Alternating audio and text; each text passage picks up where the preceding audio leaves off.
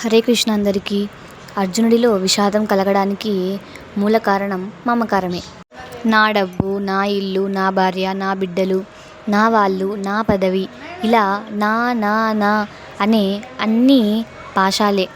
అన్నీ జీవుని బంధించేవే. పాశబద్ధుడు జీవుడు, పాశముక్తుడు దేవుడు. కనుక మనం పాశబద్ధుడమై వాటికి ఇలా దుఃఖానికి దగ్గరవుతున్నాం. అందుకే మమకారంతో నా బంధువులు, నా ఆత్మీయులు, నా వారు అంటూ అర్జునుడు విషాదగ్రస్తుడయ్యాడు. సాధారణంగా పిల్లలను తల్లిదండ్రులు ఎంతో ప్రేమగా పెంచుతారు. తాము తినకుండా వారికి పెడతారు. వారికి ఏదన్నా జరిగితే విలవిలలాడిపోతారు. వారి కోసం ఎంతటి త్యాగానికైనా సిద్ధపడతారు. అయితే వారు పెరిగి పెద్దయిన తరువాత తమ మాట వినడం లేదనో, తమను సరిగ్గా చూడడం లేదనో దాదాపుగా అందరూ బాధపడుతూనే ఉంటారు. బాధల్లో ఎక్కువ తక్కువలుండొచ్చు. కొందరు గట్టిగా బయటికి బాధపడతారు, మరికొందరు గుట్టుగా లోపల బాధపడతారు. కానీ బాధ మాత్రం తప్పదు.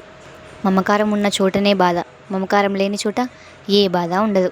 ఇంతకుముందు అర్జునుడు అనేక యుద్ధాలు చేశాడు, వేల మందిని సంహరించాడు. అప్పుడు రాని విషాదం ఇప్పుడెందుకు వచ్చినట్టు? ఇప్పుడు చంపవలసి వచ్చింది తన వారినే. అందుకే ఈ విషాదం. అంటే మమకారం వల్లనే ఈ విషాదం మొదలైందన్నమాట.